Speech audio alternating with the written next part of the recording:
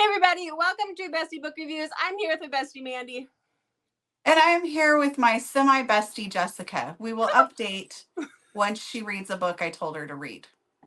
I have arcs I have to read this week. Stop. Okay, fine. Just do the normal thing. Fine. You can be my bestie again. Go ahead. Okay, love it. Okay, are we good now? So I'm here with my bestie Mandy. And I'm here with my bestie Jessica. Okay, poor Mandy, guys. All right, guys, so this is our March wrap-up. We're going to be talking about our top 5 books each that we read in the month of March, starting from 5 to number 1. So these are numbered, and Mandy just changed the number of hers a second ago, so we'll see what happens in the middle of the video.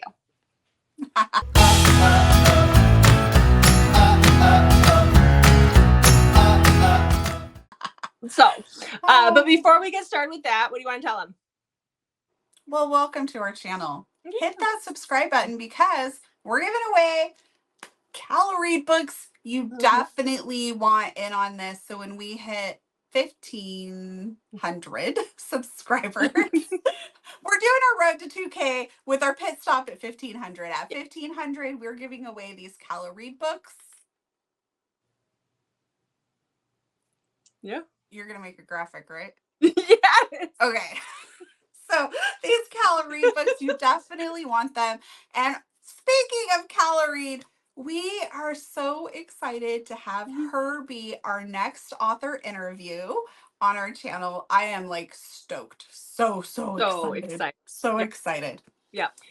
And so we have down in the description box below, we will have a Google form for you to fill out with questions for Calorie. Her book, her Surviving Trace series is like my number one book, like ever. Like Apocalypse Comes Tomorrow. That's what I want. So we're so excited to interview her, but fill out that form below if you have any questions for her. We're just really excited to have her on the channel.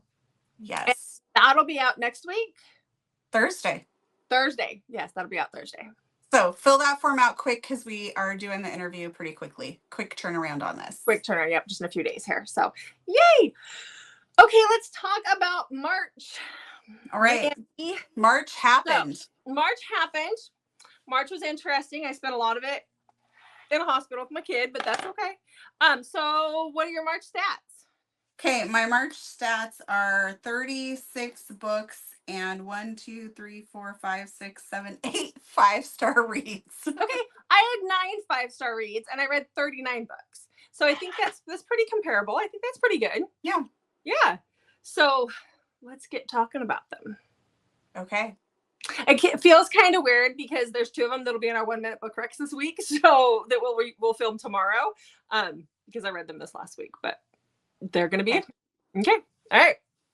Okay, so I will go first. Let me just change this over. Okay, so the first book that I have, this is my number 5, and this is Gail's Family by Ruby Dixon. I wouldn't normally, so this is a novella. I wouldn't normally choose a novella, but this just resonated with me. I loved it so much. So this takes place back on not Hoth or the Ice Planet world and the Ice Planet Barbarian world.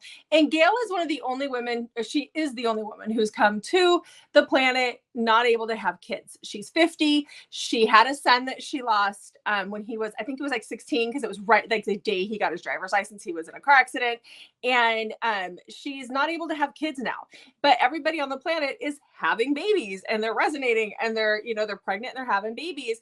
And so she finds out that there is a little baby boy that's been orphaned. And so she goes to the Ice Home Beach to be a mother to baby Zorin. But things aren't always easy because this baby doesn't know who she is. So it's just a really sweet story of her finding that her little place there and giving a home to baby Zorin. So that was my number 5. All right. So what is your number 5 book, the book in the number 5 slot for you for the month of March? Okay. It would be Who's Your Daddy by Lauren Rowe. So we have Marnie and Max. And so Marnie is older than Max, but Max is an adult, like in his 20s. He's working really hard, trying to be the first person to make partner at his law firm. So this is a reverse age gap trope, but we're both like well-established adults. So for the age gap there. Marnie is a single mom to a daughter who was born premature and has some health and medical needs. And so her daughter's, I think, about 3 now. And so Marnie's whole, like, she's just been very, very dedicated to her daughter. And she's been dating this guy, finds out that this man is married. And she had no idea. So she's kind of devastated. And a little bit later, she is out with some friends and gets introduced to Max. And they hit it off, but they agree they don't want a relationship. This is like a no strings attached. So they have a great night. The next morning, they're making some plans, even though Marnie's like, no, this, like, I probably shouldn't be doing this. And Max is like, wait, why am I doing this? But hey, if we can set up something that's just no strings attached and just fun, this could work out. Well, while Max is in the shower, Marnie finds a photograph in the living room and realizes that the man that she was seeing that was cheating on his wife is actually Max's dad. And she panics and flees. Then we fast forward a year later, and Marnie and Max end up at a party together. And Max wants answers. Like, he wants to know why she fled. And there's some other complications that are going to force this couple, force them, not as a couple, but force them back into each other's worlds. I absolutely loved it. Even though it's called Who's Your Daddy, I feel like that's kind of like a silly, like, name per se. The book was fantastic. So if you think like, oh, this is just going to be really smutty with a name like that, it's not like that at all. It was great. I absolutely loved it. Really, really enjoyed it. Thank you for switching back over. Thank you for coming to my talk. That is book number 5. What is book number 4? So book number 4 is a book that I read just this past week. Actually, there's 3 of them. I thought there was 2. There's 3. So I had a really good week, but we'll talk about that in the 1 minute book recs. But like it's called Slasher Pass, and it's by Taylor Page. It is like a horror romance. This is number 1 in her Final Girl series. And I just have to tell you, apparently all the books in this series are based off of horror movies. Which I hate horror movies, but I like the book. So let's talk about that. Okay. Okay. So like I said, this is Slasher Pass by Taylor Page. And this is the story of Isley. So when Isley was a little girl, when she was 6, she was kidnapped and she was taken by these cult members. This group took her, and they've kept her captive for 5 years in this one room with these 2 little boys who are the exact same age. So now here she is at 11, and we get this kind of in flashbacks a little bit. We go back and forth, but at the age of 11, she gets her period, and she's told that, wow, now we can do this process. Like, we can do what we need to do here. And so ultimately, when she gets her period, she's taken upstairs to where this cult members are holding this, not seance, but like this ritual kind of thing. And she's told that she has to choose one of the boys to marry, one of the boys to kill. And so once she marries, one gets killed. And one of the boys creates a distraction and puts a ring around, like a necklace around her neck, and says, you know, they've already said the vows that you'll be my wife, kind of a thing. And she's able to escape with the other boy, and she believes the one got killed. Then we fast forward. They're now, I think they're 21-ish, 19, 20, somewhere in that range. And she's watching TV one day, and lo and behold, there's the one boy who they thought was dead. And he's like, yeah, I'm back for my wife. So he's on TV because they're going to film a documentary about the whole situation. So there is some paranormal elements to this. It is very, very dark, but it was so good. It's like really good. I'm going to read the next one soon. But okay, so what was your number 4? Well, my number 4 is Kay Webster's number 4 in her Shameful Secrets series, The Law of Deceit. So this is Sloane and Dempsey's book. Sloane is a police officer. She has not really had much of a social, personal life, and she's pretty dedicated to her work. And she kind of has some feelings of just not really ever fitting in places. And Dempsey is Sloane's mom, like Sloane's best friend is Dempsey's mom. So this is like mom's best friend lust here. We definitely have a reverse age gap going on. So Dempsey just graduated from high school and he's basically had a crush on Sloane for a while. And he's described as pretty rebellious and things like that. But although I just didn't really feel like he was that rebellious, like nothing really stood out to me to be like, oh, he's such a bad boy and so rebellious. He just really doesn't fit his dad's idea of how he should behave. And so he's kind of just a little bit of a lost soul here. And he really, really likes Sloane. And Sloane ends up kind of taking in her nephew because her sister is involved in like has been involved in drugs and different things, and her other nephew's involved in drugs and doing some stuff he shouldn't be doing, and the sister's involved with this guy who's just bad news. So she ends up taking her nephew in, and Dempsey ends up helping her out a little bit with him, and they just kind of form this bond, which I really, really enjoyed. They're basically just two very misunderstood souls that find each other and understand each other. I really enjoyed it. I loved getting to see the Parks family again and their mandated Sunday dinners. It was a lot of fun. I know that Gemma's book is coming. I believe it's in May, and that's going to end this Shameful Secrets series, which I'm very sad about because I really enjoyed it. But maybe that means Kay's going to take us back to the wild again. She's said that she's going to go back into that world. So that's where I'm excited for that. Yes. So, yeah. Yeah. Okay, so my third book for the month was an arc, and I finished it yesterday. So this do book tell. I'm going to. So this book comes out, to just tell you guys real quick before I forget, comes out on the 5th of April. So that's when you can get it. But you can pre-order it now. And that is Across State Lines by Lauren Beale. I mean, when you guys found out I was reading one of her arcs, was there any question whether or not it was going to make my list? Probably not, because I love her stuff. So this is, I believe this is the 4th book in her Hitchhiker, her Dark Hitchhiker. I don't want to call it a series, but they're all kind of lumped together in that world. And this is about Aurora and Kane. We're just going to call him Kane for now. Because so Aurora, so this is a hitchhiker, but Kane is a long haul truck driver. And Aurora has dropped out of college in California, and she's wanting to go home to see her parents in New York, but she kind of doesn't, because she knows her parents are going to have a hard time with the fact that she dropped out, and she dropped out for specific reasons that we find out later. But she has become a lot lizard, I guess is what they call it. She's using sex and getting paid for sex to make it home, and she's hanging out with these truckers. And Kane is he's not well. He has DID, which is he's got the different personalities, and we find out about his alters as we get into this.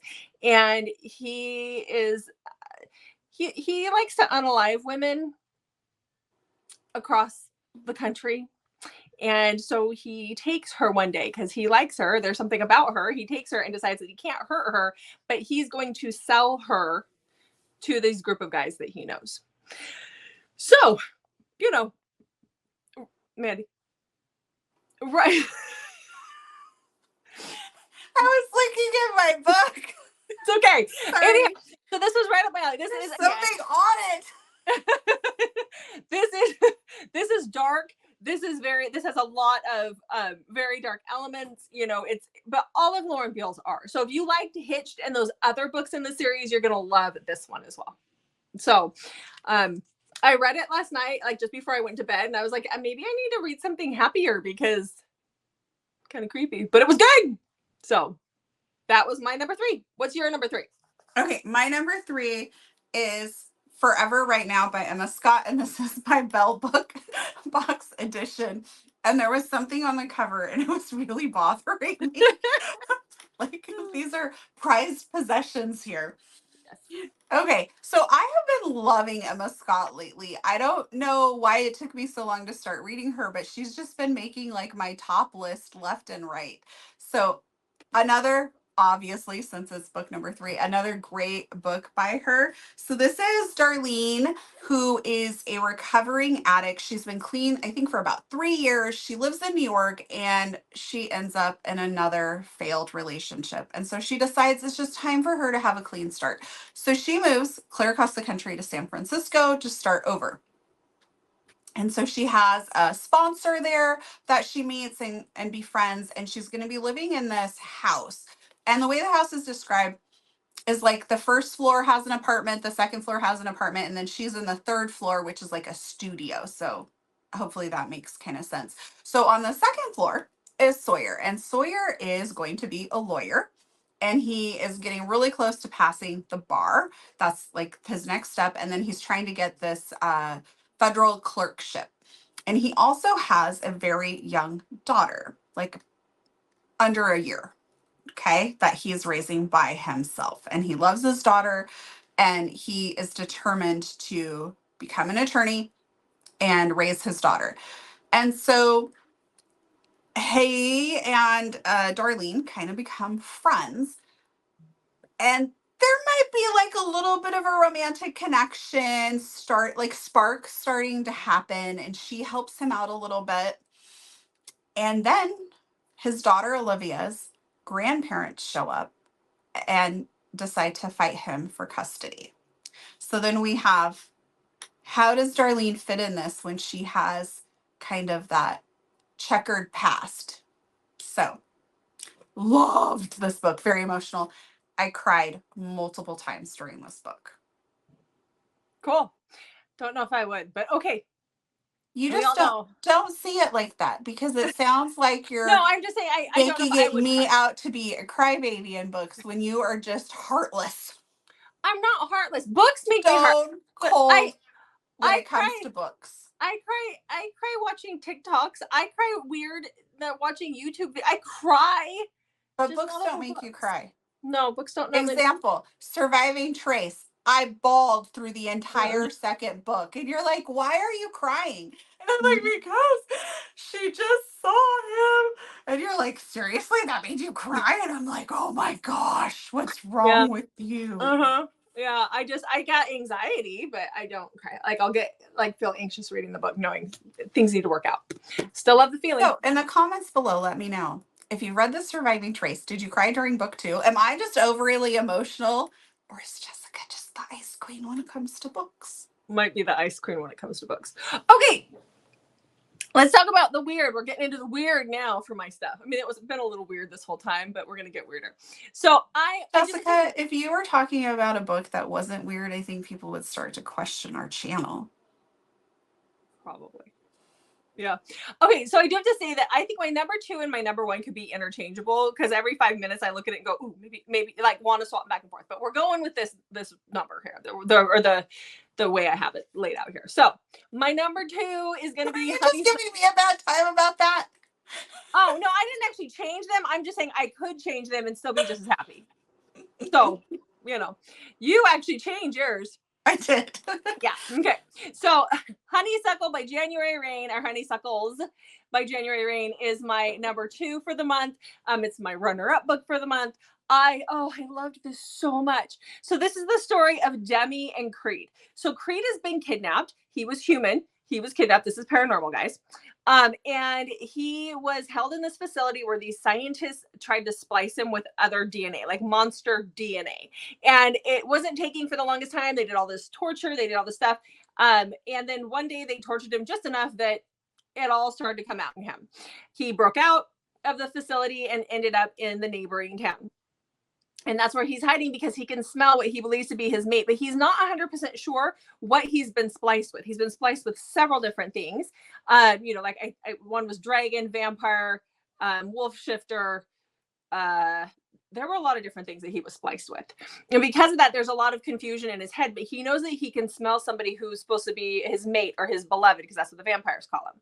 And that's where Demi comes in. She runs the local diner. It's been in her family for years. And one day he smells her and he goes into the diner, and he's very mysterious. His skin is gray. He doesn't show his face, but Demi is just kind of drawn to him right off the bat. He realizes who she is. And so he may or may not drug her to do things with her at night. He may or may not, do a lot of questionable things. I'm not going to get into it because you have to read it, but it's so frigging good. And he, see those tentacles? Yeah. That's all I'm going to say. That's all I'm going to say. Oh, good. I'll make you read it one day. You're going to love it. Oh yeah. There You is a have 2 second. books to read before you can make me read anything. Yeah, I know. There's a second one coming out soon in the series. She's been teasing, so I think it's this summer. Okay, so what was your number 2 book for the month? Well, speaking of calorie, it was Figure 8. Awesome. Okay. Okay, before I start my review, though, I do want to point out this is a psychological thriller. It's not really a romance book. It is fantastic, and I highly recommend you read it, but I don't want to see her get bad reviews because I talked about her book and then it's not really a romance. Okay. So, psychological thriller. If you have read Keller Reid's Fairfax series and you like that, check this book out. It is incredible. So, we have Selah. Her mom is depressed, and so she moves back home to take care of her mom and try and get her mom doing better. Like her mom's been found wandering around the street, things like that. And so she moves back home, kind of puts her life is a little bit in shambles. So she moves back home, and we have her neighbor Noah that we kind of get introduced to a little bit. And then she meets Jackson online while she's writing, or through a writers group, sorry. And so they share back and forth different writing and things like that. And they start to form a relationship. There is a fun Dateline aspect to this whole thing where we have another person's point of view who is kind of running, like, if you've ever watched Dateline, like the segments of interviewing the different people involved and stuff like that. So I absolutely loved the Dateline references. I love Dateline. So this was super entertaining for me to read a book that had those Dateline things in there. So absolutely love this. It's a really, really good read if you enjoy reading outside of romance a little bit. Okay. And Cal is just an amazing author. Like just her attention to detail and things. So Yes. amazing. Yeah. Yeah. I love how when I'm reading her books, I don't get overwhelmed with like twists and turns in her books, but I never know what's coming. Like it's even when I think I might not know, I might know, and I Mhm. might be partly right, but then something else happens. And so I love how I'm always on my toes in her books, even in the surviving trace that happens throughout that.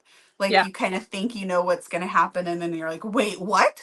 So I love how she's able to do that. Like I don't get bored at all during her books. I'm captivated the entire time. Mm-hmm. So if you decide to read Figure 8, I suggest carving out some time to be dedicated to it because you're not going to want to put it down. Okay. But All right. those are the best kinds of books to read. They really are. They're the ones that you look for all the time. Yes. All Yeah. right. It is time. It is time for my number one book of Drum the month. roll.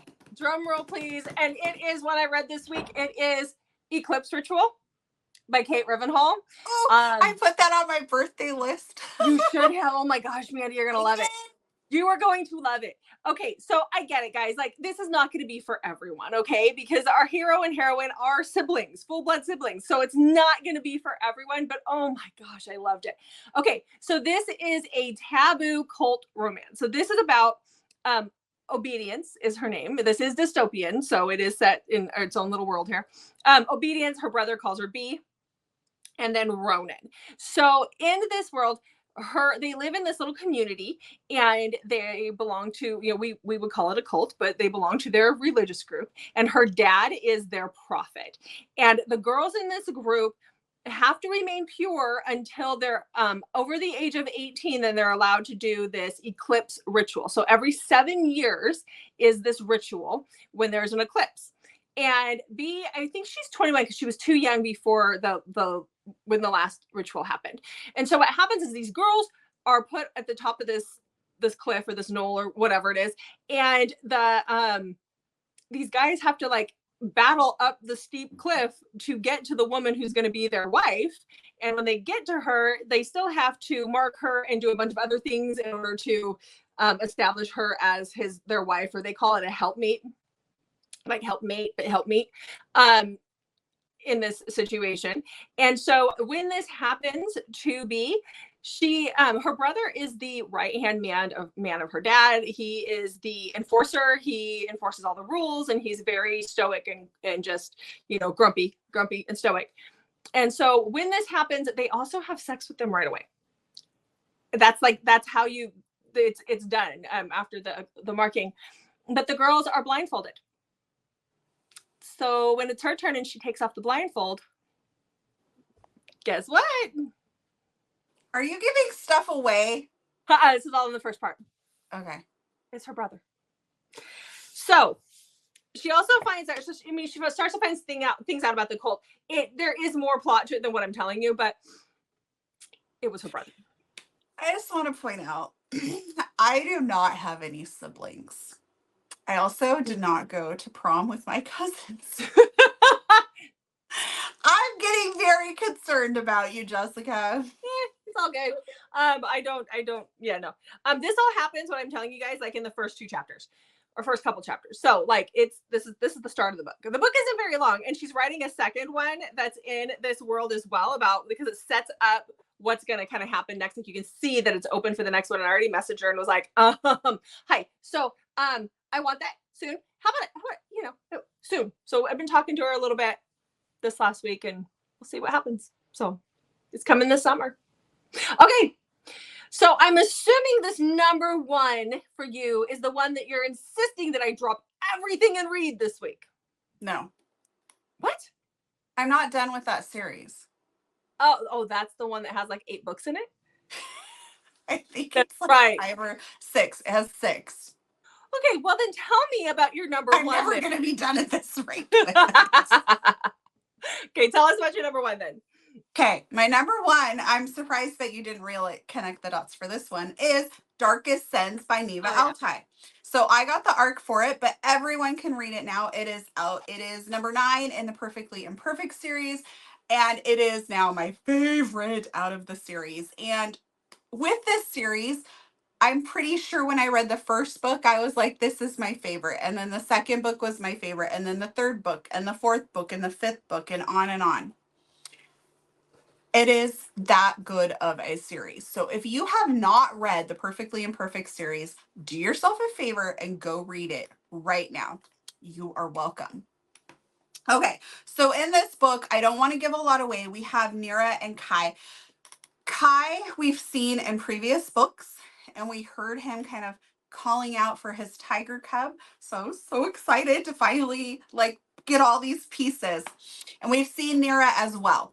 So one night, Nira sees this man injured on the side of the road, and admittedly, not using her best judgment, she is drawn to him for some reason and stops and helps him. From that point on, they kind of just keep ending up in each other's worlds. They're kind of pulled towards each other, but they both are on very set life paths that they feel like they cannot change, being kind of in the mafia world. Yet they're still drawn to each other. So I absolutely love this. I don't want to give anything away, so I'm just really not going to say anything else. Just please go read the series. If you like dark, if you like mafia, please go read it. This one is a lot longer than the other ones. It is a slow burn, but it is not a slow burn where you're like, I've been reading forever. When's something going to happen? Like, I was reading it and I'm like, oh, wow. Like, I'm already on this page. Like, whew. Mm-hmm. I'm not joking when I say it was like my favorite of the series. And if you've been on our channel very long, you've heard us talk about this series before. It is phenomenal. So go read the whole series. Darkest Sins is my top read for March. And thank you, Neva Altai, so much for the arc. I was very excited. I literally screamed on the phone talking to Jessica when I got the email. She did. I really did. She really did. Okay. I only apply for arcs that I really, really want. I don't go and apply. Like, if you've watched our channel very much, you don't hear us talking. Oh, well, Jessica just happened to have a week of arcs. Yeah, but you don't hear us talking a ton about the arcs we're reading because I personally am pretty picky. I want to read arcs for authors that I know that I'm going to love and that I can help promote their books. And so when Yeah. I apply for an ARC, I really want it. So I get a little sad if I don't get it. But when I get it, I get very excited. You get very excited. I do also have to say, just a little heads up, like I can't include this because I'm not I'm done with what I was sent. So I do have to say that I did get the first half, or the first 60% of Pam's next book in the series, The Cage of Ice and Shadows. Cage of Ice and Cage of, I'm trying to think of the letters. Cage of Ice and Echoes. I'm trying to, because we use the acronym all the time. Anyhow, and it's just 60% of the book, because she's not finished writing it. That would have been my number one for the month. I'm just saying. So we know what next month will be, just off the top of our heads. But guys, go get the pre-order. All right, guys. So go get all those books we told you to get, because especially like these are it. These are great. Okay, so that is a wrap on March for us. So those are our top 10 books for the month of March. In the comments, let us know what was your top read of the month, and make sure you hit that subscribe button, like our videos, and if you would like an extra entry into our Cala Read book drawing, go over and follow us on Instagram. Thank you so much for subscribing and watching our videos. We truly appreciate it. It makes us very happy. Thank you. Thanks for watching, guys. We'll see you in the next video.